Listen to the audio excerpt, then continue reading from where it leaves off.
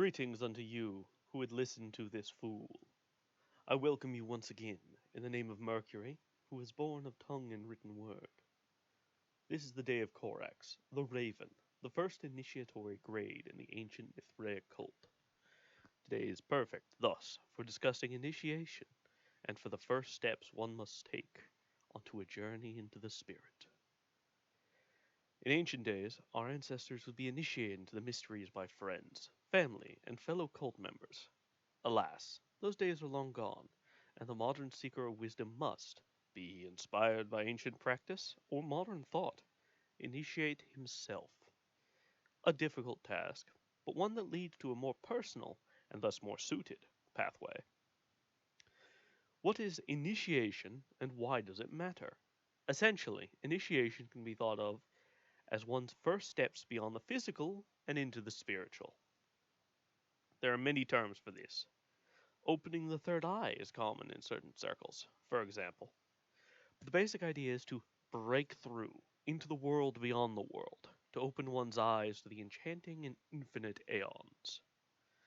Everyone may initiate differently.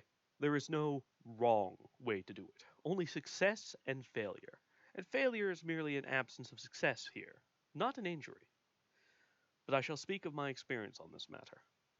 My initiation was slow and gradual.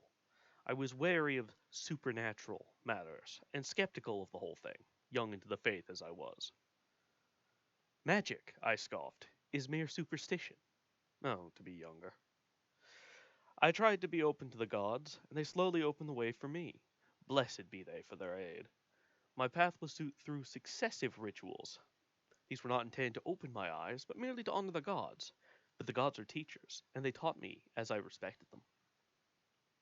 It was Chenubis that began my awakening. Chenubis is, as far as my research indicated, a syncretic deity of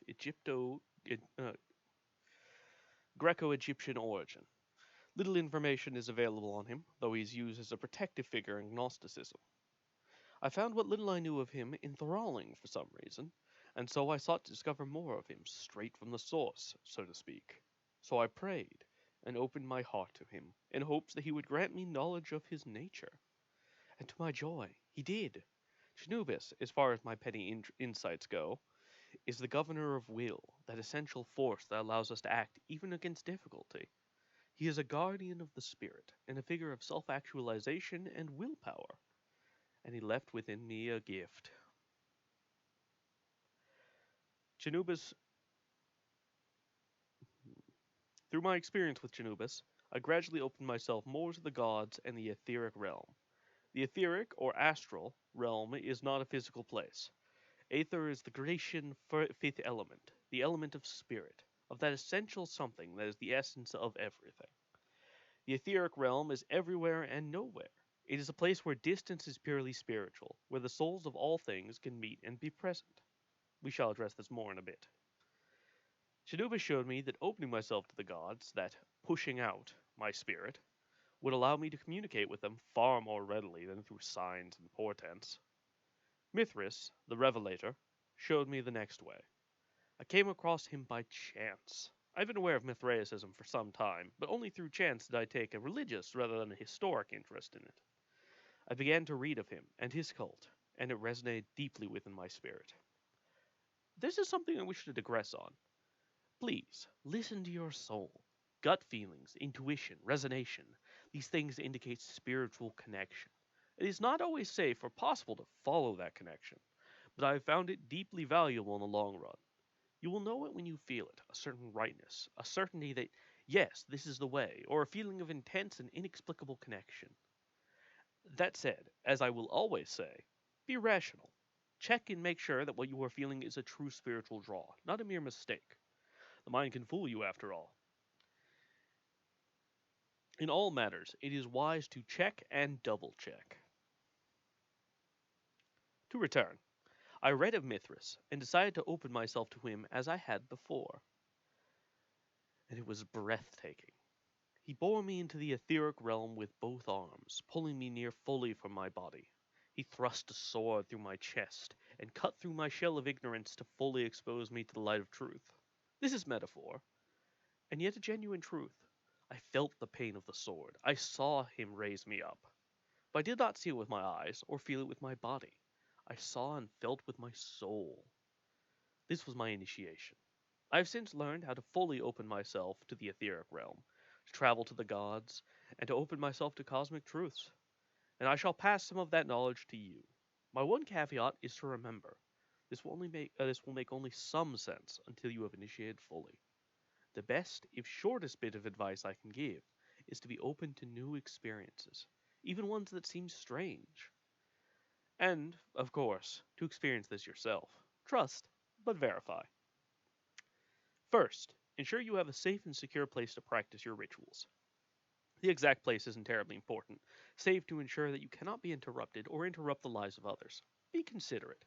There is nothing good in imposing on others. An interruption can entirely ruin the whole matter, even cause harm. Secondly, arrange ritual matters. Researching a lararium, a Roman altar, will contain most of the vital parts. Generally, you will need a dish to hold incense. Any will do, though I personally use a clay dish filled with sand. A candle is also necessary to focus your energy, and of course, some means of lighting the candle. These are the bare minimum. Third, separate yourself from normal activity. It is genuinely important to reinforce the separation of normal and ritual. Why? Because to extend your spirit into the etheric realm, you must open your mind, and the mind is a strange thing that needs a bit of tricking. Reinforcing the notion that what you are doing is different, is sacred, is mystical will actually help quite a bit. Likewise, a proper atmosphere is important. Quiet, no light save for your candle, possibly a bit of music, whatever gets you in the proper headspace. I also find that ritually washing my hands to purify them is comforting as well. Ritual garments are also very useful. I use this robe and mask as part of my ritual work, for example. Then, take a deep breath, release your notions and stress, and light the candle. Speak from the heart. Give praise to those spirits who you wish to aid you. Respect and courtesy are always due. Ask them for aid. Close your eyes or stare into the candle. Detach yourself from normal perception. Then begin to speak. What you say is variable. Seek out words of power. Further reading, especially considering regarding Hermeticism, will be of use here. Consider what you are calling upon for aid. The names and gods and spirits are, of course, very powerful. Remember, the key is to be open and to push oneself out to the etheric realm. Allow me to demonstrate.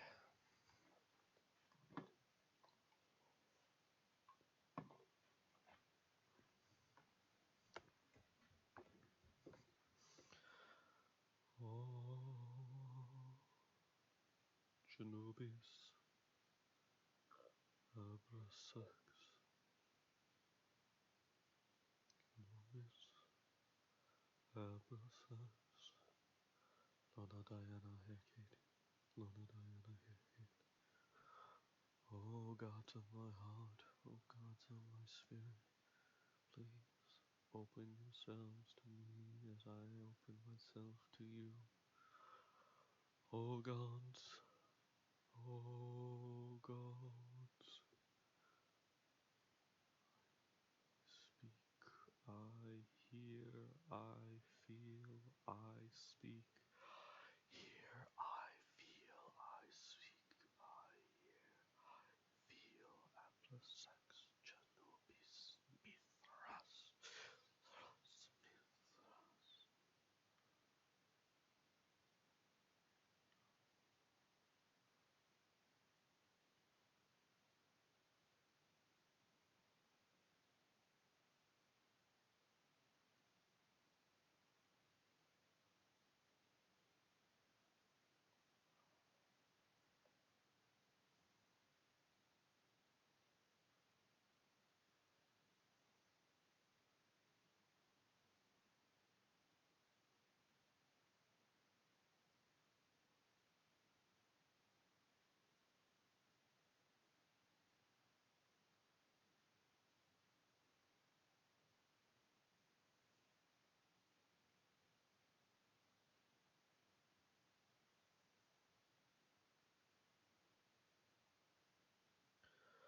Oh Mithras, oh Janubis, Abra-sex, yoko-wai.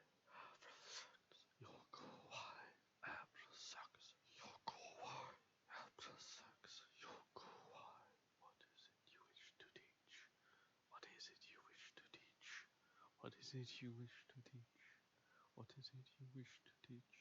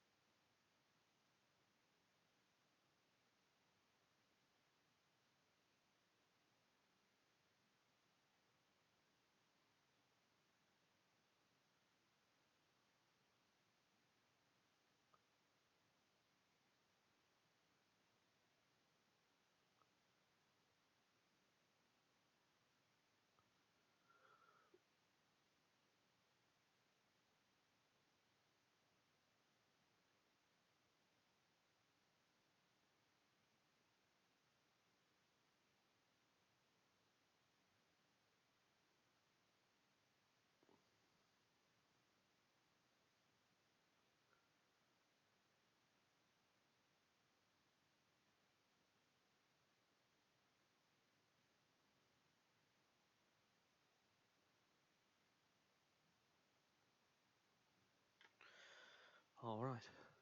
Well, that was rather powerful. Apologies. It always takes me a moment to come back after that.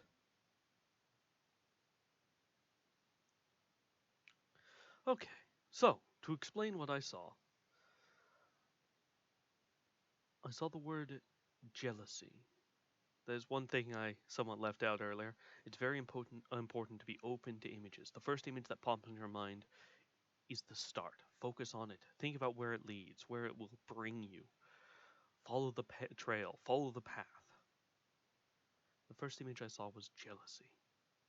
And then it cracked and shattered. It fell apart, save for the first letter, which stretched out into a sword, which was placed in my hand.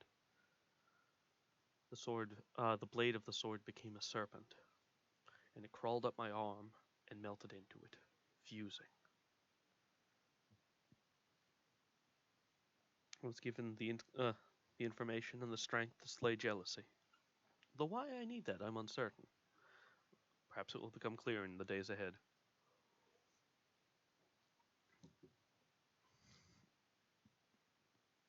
Perhaps it is to slay jealousy within myself, so that I do not need. It is not required. What you see in the etheric realm is often uncertain. It's a purely spiritual conversation, and as a purely spiritual conversation, it is requiring of insight. You must unlock it with your mind. It's not easy. But I think that is us done for tonight. As always, I wish you fortune and luck. Please seek your own path. Be safe and happy. Blessings unto you and blessings unto my patrons. Luna, Diana, Hecate, Janubis, Mithras. Thank you.